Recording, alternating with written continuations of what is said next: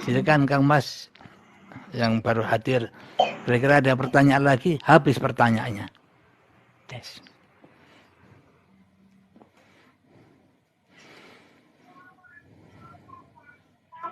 Jadi memang alam semesta ini sangat amatlah lapang. Akan tetapi lebih lapang lagi yang ada di dalam dada kita. Ini lebih lapang daripada lapangnya alam semesta. Kenapa? Tanpa uripe Allah, ia tak akan pernah ada alam semesta ini, iya kan?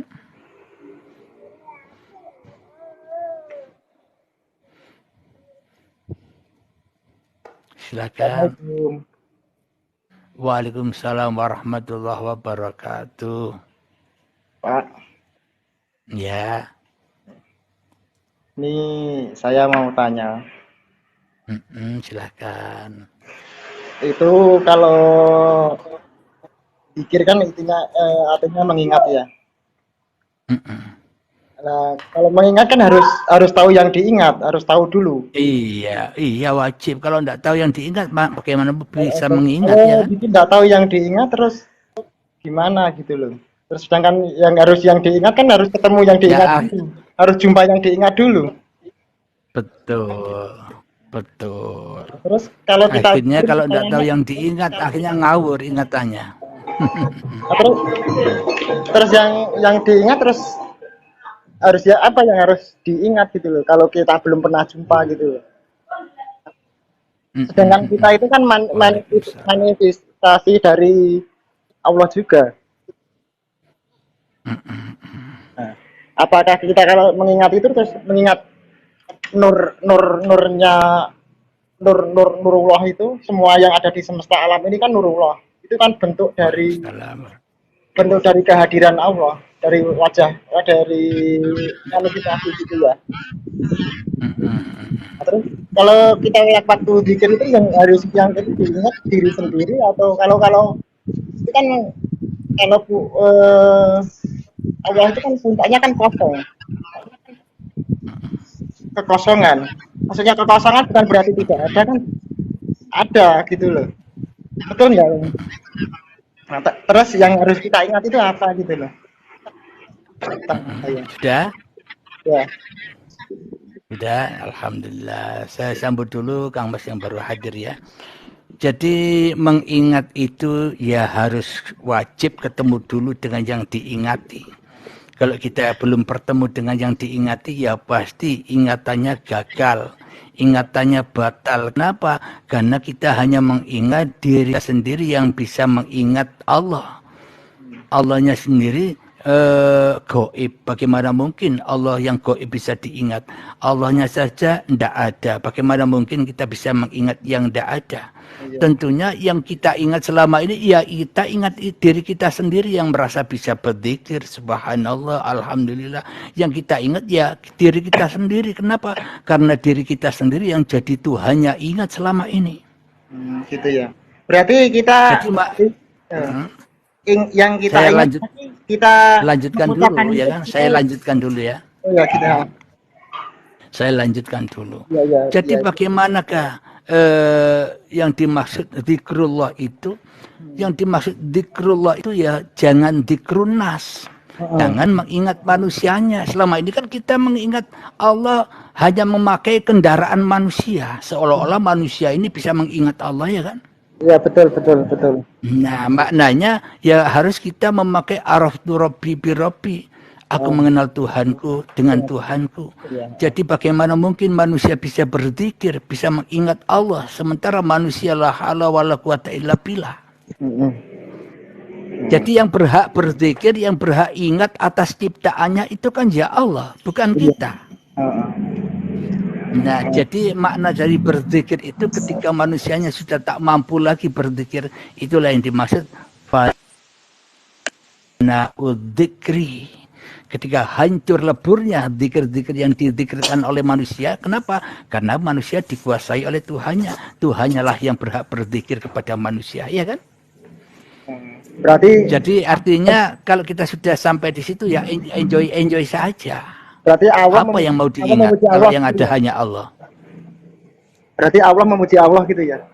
Allah Ya, maknanya Allah memuji Allah itu begini. Ketika Anda kenali diri Anda sendiri, pasti Anda memuji-muji diri Anda sendiri. Contoh, Anda bisa membuat apapun yang Anda buat, setelah berhasil Anda membuat, Anda memuji diriku sendiri. Alhamdulillah, aku bisa membuat. Nah, itu kan memuji diri sendiri kan. Nah, sama halnya bila hanya Allah yang ada, bukan manusia yang ada, maka ya yang memuji Allah ya dirinya sendiri. Contoh, bagaimana mungkin kita bisa mengucapkan alhamdulillah bila kita tidak hidup? Ya enggak? Berarti siapa yang mengucapkan alhamdulillah itu? Ya hidup itu sendiri. Itulah yang dimaksud Allah memuji dirinya sendiri, ya kan? Berarti gini ya. Bisa dipahami? Berarti saya kalau bicara ini yang bicara kan kok kecil suaranya? Ini pakai handset ini. Oh iya besar. Nah, takut yang belum nanti istri atau siapa kan yang belum paham kan nanti gagal paham nanti. Jadi ya, kalau kita sudah anfusakum sudah selamatkan diri kepada Allah, jadi tidak takut-takut lagi. Kenapa? Anak, istri, orang dekat kita semuanya sama-sama dikuasai Allah. Ngapain kita takuti, ya kan? Ya, kalau memang sudah kenal dengan Allahnya. Iya. Yang saya maksud kan waktu saya sholat itu kan secara teorinya lah, maksudnya secara keilmuannya kan bukan diri yang sholat, dzikir asrar itu ya, maksudnya dzikir asrar. Sirul asrar. Sirul asrar. Ya, berarti kan kita sholat itu kita mengingat siapa yang menggerakkan gitu ya. Maknanya ikuti saja apa pergerakan ini. Kenapa? Karena bukan manusianya yang bisa bergerak. Kalau manusianya yang merasa bisa bergerak, seolah-olah manusia bisa mengikuti yang menggerakkan. Berarti kan masih ada manusianya, ya kan? Iya. Jadi relax aja, enjoy saja. Digerakkan sholat, ya ikuti aja. Berarti maksudnya gini loh, saya waktu Allahu Akbar kita sadar gitu loh. Sadar bahwa saya yang mengucap ini, yang bergerak ini bukan saya gitu loh. Iya, sadarnya masih sadar manusianya.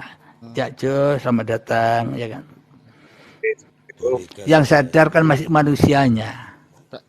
Berarti mengitikadkan. Alhamdulillah. Mengitikadkan gitu terus. Kenapa? Caranya gimana? Maksudnya kita Allahu Akbar kan kita mengitikadkan, wah ini yang bicara bukan saya, yang bergerak bukan saya, ini hanya yang kuasa hanya Allah gitu.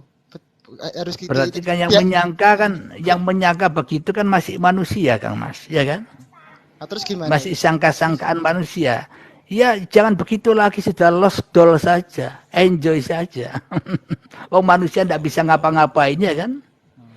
Tapi kalau nggak pikirannya melayang-layang ya kalau nggak diitikadkan begitu. Iya, untuk pembelajaran tidak apa-apa, untuk pembelajaran tidak apa-apa. Istiqomah saja terus di situ. Kalau kedudukannya di situ itu bisa maksudnya bukan merasa paling tidak kemana-mana gitu loh. Bisa tenang, bisa anteng. Kalau di dalam begitu Anda bisa tenang, ya lakukanlah itu terus menerus istiqomah. Lakukan terus istiqomah. Waalaikumsalam. Tes bisa diterima. Bolehkah saya ikut bicara? Oke, boleh, sangat boleh sekali. Silakan. Ini memang kita belajar bersama. Silakan Kang Mas. Ini sebetulnya ada pujian itu ada 4. Ada kudus alal kodim, kodim alal kudus, kudus alal kudus, kodim alal kodim. Manusia itu sebetulnya tidak bisa lepas dari 4 unsur. Artian apapun yang dilakukan manusia itu harus juga mengikutkan sertakan manusia dan Tuhannya. Kalau hanya Tuhannya ya mainnya cuma ruh saja, kalau memainkan jasadnya cuma manusianya saja. Jadi harus kedua-duanya harus terikat menjadi satu kesatuan. Iya. Harus esa. Artian nggak boleh juga kita bilang oh yang melakukan sholat itu berarti Tuhan. Nggak boleh gitu juga, wong kita ini manusia kok ngomong Tuhan. Atau yang melakukan ini yang jalankan ya pasti Allah. Tapi yang dijalankan siapa? Manusia. Makanya man arofa nafsahu faqad arofa robbahu itu bukan orang yang mengetahui dirinya, artinya dirinya terus Allah, bukan begitu. Tahu bahwa ke dirinya itu adalah makhluk yang digerakkan oleh Allah, itu yang dikatakan man arofa nafsahu faqad arofa robbahu. paham bahwa kita ini bukan pencipta, ya kan Kang Mas? Betul, Masya Allah. Disitulah letak kebenaran hakiki nanti. Makanya banyak orang bertanya, sesungguhnya syahadat, apakah kamu pernah bertemu dengan Allah? Siapa yang mampu bertemu dengan Allah? Wong Nabi Musa aja suruh ngeliati gunung hancur kok. Ya paling bertemu dengan ciptaannya ini. Ya. Iya, bertemu dengan ciptaan. Karena ada ciptaan pasti ada sang pencipta. Disitulah letaknya kita mengenal Allah.